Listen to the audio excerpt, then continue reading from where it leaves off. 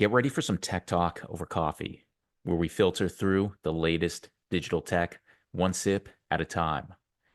Welcome to The Filtered Brew, a tech podcast all about software. Your host is digital consultant Preston Hurd. So join us for a cup of coffee, and let's get into what's brewing on today's menu. In this third chapter, your host Preston Hurd takes a closer look at the document generation automation subcategory, focusing on the most important considerations companies face when selecting or replacing their DocGen solution. And while this is a deep dive, it cuts straight to what matters most, spotlighting the must-know factors in the automation subcategory, zooming in on what's essential. And then in our final DocGen episode, after this one, that's when we talk about the specific features and capabilities, going even deeper yet. Today, we're going to be giving examples from leading platforms like Conga Composer, MergeUp, and S-Docs. And we'll compare strengths, weaknesses, and trade-offs between flexibility, security, and user experience. This discussion will cover what are the three most important evaluation areas. First, the type of Salesforce integration, whether a tool is 100% in Salesforce, Salesforce native, or fake native. Second, template capabilities, including dynamic content and AI-assisted template creation. And third, the out-of-the-box functionality, with a few different vendor examples woven in throughout. So let's grind down the jargon, filter the noise, and brew up some practical insights. All right. For the DocGen automation subcategory, what do you think are some of the potential issues that a user might encounter?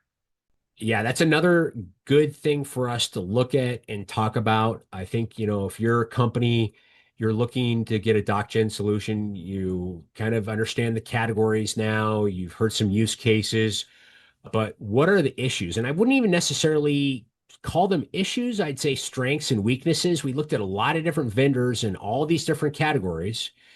I'm going to really focus on the DocGen automation category because, like I said earlier, that's really the closest thing to the subject matter for this particular podcast, DocGen automation. I want to break down where some of these vendors that we looked at are strong and where they're weak. That said, a strength may not matter to your business or a weakness may not matter to your business. So it's really all about what the company's needs are. But there's really, I think, three things that you got to consider when you're looking at purchasing or replacing your current solution. Number one is, remember, we're talking about Salesforce. What kind of Salesforce integration are we talking about here? And what does that mean?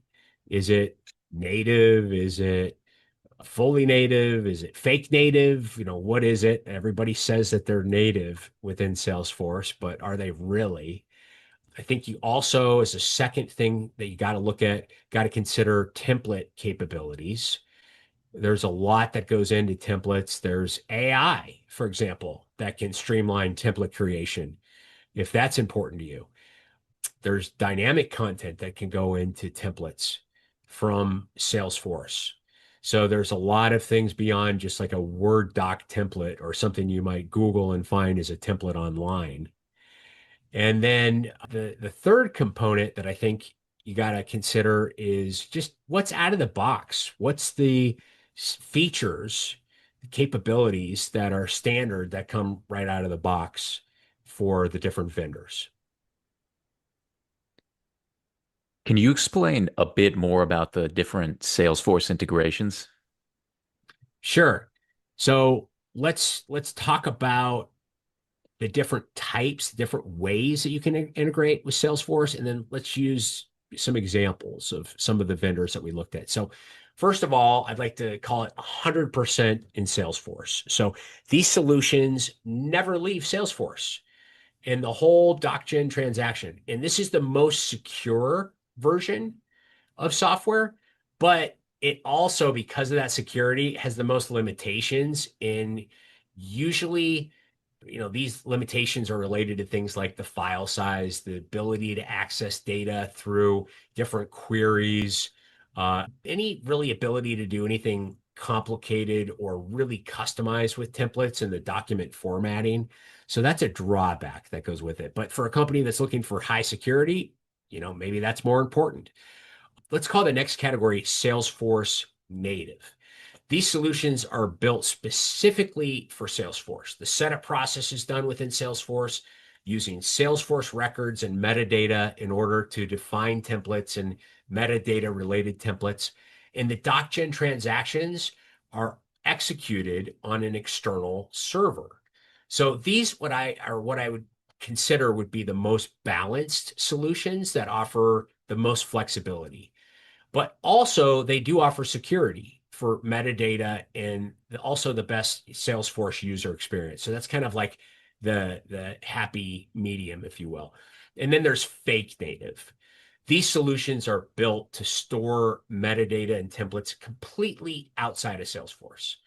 They still provide the ability to edit within Salesforce to some extent, but the UI really doesn't look Salesforcey. That's a word, Salesforcey, that I made up. These solutions work within Salesforce, but very little is actually done within the Salesforce automation. Think about like an iframe popping up within Salesforce or something along those lines.